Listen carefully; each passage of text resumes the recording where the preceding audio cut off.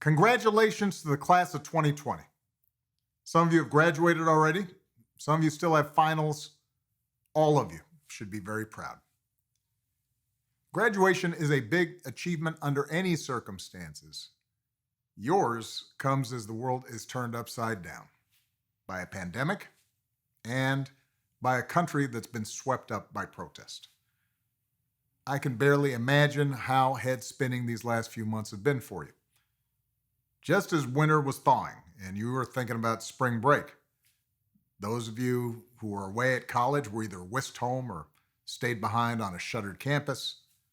Most of you had to finish semesters online, which had its ups and downs. You didn't have to worry about what you wore to class, but watching your teachers and professors try to work Zoom wasn't always pretty either. Either way, none of this is how any of you imagine finishing your final spring at school. Now, even if we can't all gather in person, I want you to remember that a graduation ceremony doesn't celebrate just a moment in time. It's the culmination of all your years of learning about the world and about yourself.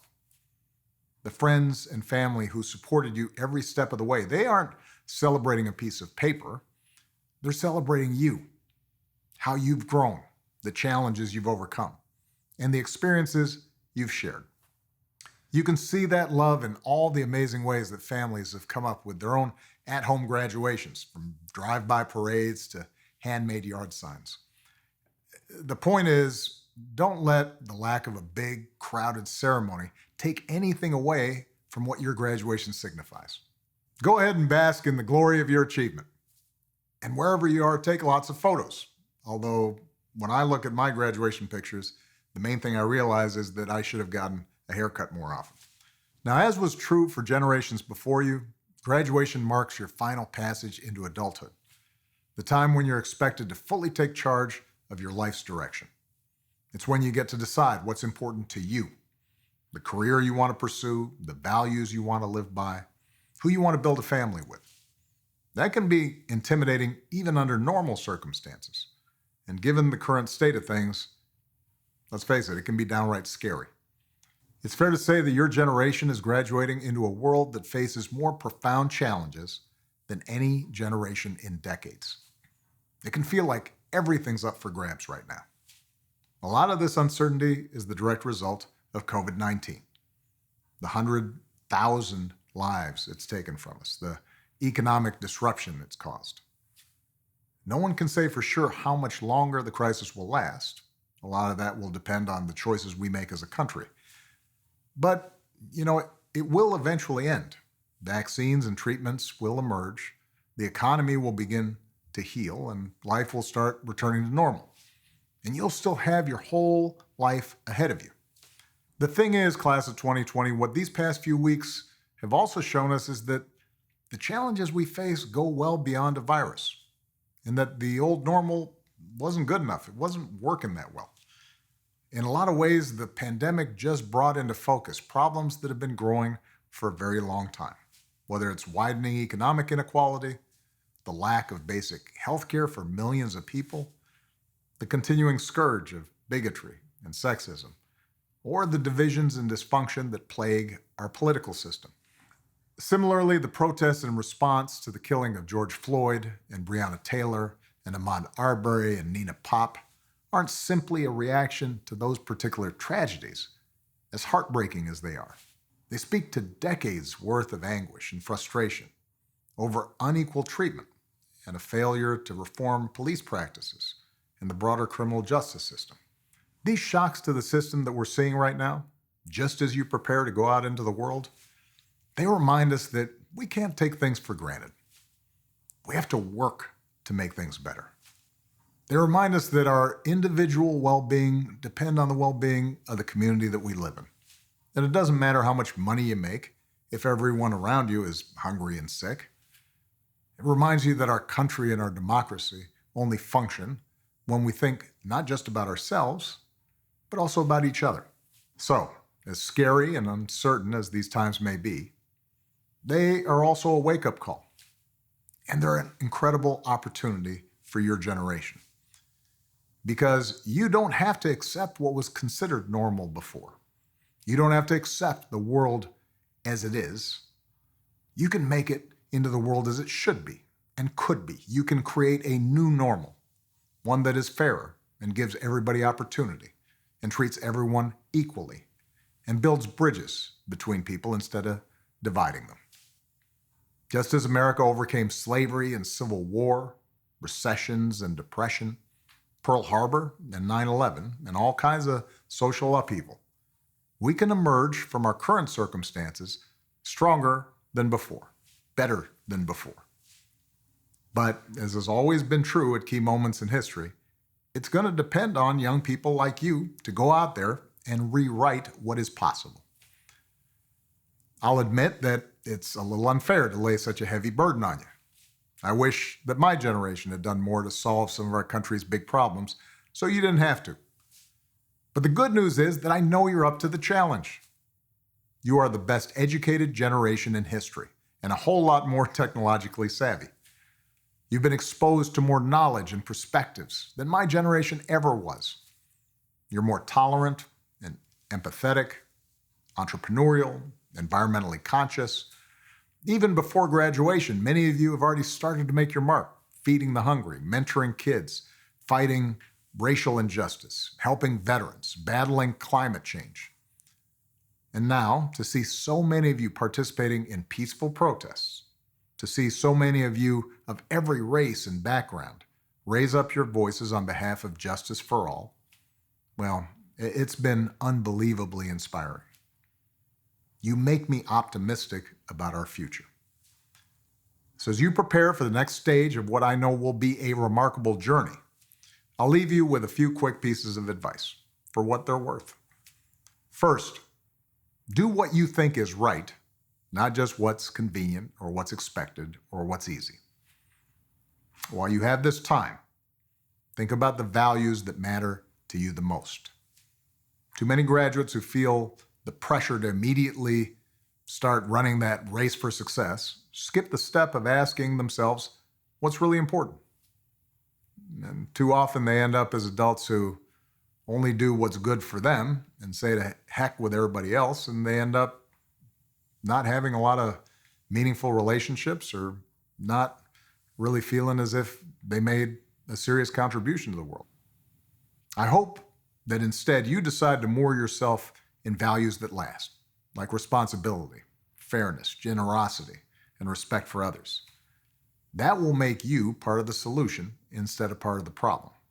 And if experience is any guide, it actually makes for a happier life. Second, listen to each other, respect each other, and use all that critical thinking you've developed from your education to help promote the truth. You are the internet generation and the social media generation. It's not just how you shop or listen to music or watch videos. It's part of your social lives. It's the new town square where you all come together and meet. In many ways, it's been an amazing tool. In your pockets, you have access to more information than any group of people in history. It's allowed movements of like-minded people to mobilize on behalf of worthy causes. But what's become clear is that social media can also be a tool to spread conflict, division, and falsehoods, to bully people and promote hate. Too often, it shuts us off from each other instead of bringing us together, partly because it gives us the ability to select our own realities, independent of facts or science or logic or common sense. We start reading only news and opinions that reinforce our own biases. We start canceling everything else out.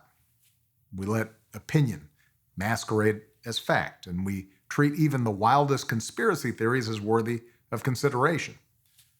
And the irony is that usually the people who are peddling falsehoods on the internet or social media are doing so for their own purposes, either to sell you something or distract you from the real issues that matter. You can change that. If a friend tells you COVID-19 is a hoax, politely correct them. If an older relative cites some video to promote a racist stereotype, show him or her why that video is a sham. As a generation that understands social media and technology a lot better than anyone, it's going to be up to you to create online cultures and communities that respect differences of opinion and freedom of speech, and also restore the kind of honest, informed, fact-based debate that is the starting point for tackling the challenges we face. Finally, even if it all seems broken, have faith in our democracy. Participate and vote. Don't fall for the easy cynicism that says nothing can change, or that there's only one way to bring about change. In the midst of recent protests, I've noticed that there have been some debates among young people about how useful voting is compared to direct action and civil disobedience in ending discrimination in our society. The fact is, we don't have to choose, we need both. Peaceful protests and demonstrations are patriotic. They shine a light on injustice. They raise public awareness. They make the folks in charge uncomfortable in a way that's healthy.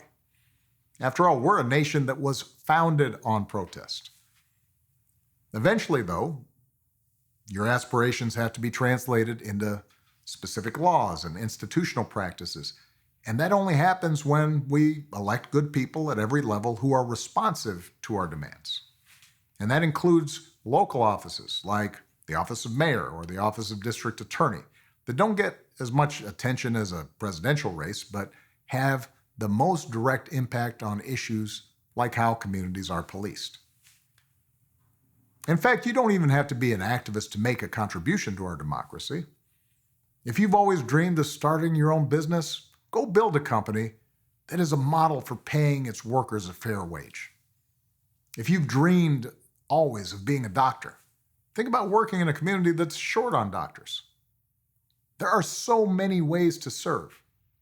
The important thing is to recognize that this nation needs your talents, your passions, your voice to make it better. You know, it's not always pretty, this democracy of ours. Trust me, I know. It can be loud and messy and sometimes depressing. But because citizens took seriously the mandate that this is a government of and by and for the people, well, bit by bit, generation by generation, we've made progress. From cleaning up our air and water, to creating programs that lifted millions of seniors out of poverty, to winning the right to vote, and to marry who you love. None of these changes happened overnight or without sustained effort. But they did happen, usually because young people marched and organized and voted and formed alliances and just led good lives and looked after their community and their families and their neighborhoods and slowly changed hearts and minds. America has always changed because young people dared to hope. Democracy isn't about relying on some charismatic leader to make changes from on high. It's about finding hope in ourselves and creating it in others, especially in a time like this. You don't always need hope when everything's going fine. It's when things seem darkest. That's when you need it the most. Now, someone once said, hope is not a lottery ticket. It's a hammer for us to use in a national emergency, to break the glass, sound the alarm, and sprint into action. That's what hope is. It's not the blind faith that things will get better. It's the conviction that with effort and perseverance and courage and a concern for others, things can get better. That remains the truest part of our American story. And if your generation sprints into action, it will still be true of America's future. Congratulations, class of 2020. Make it mean something and keep making us proud.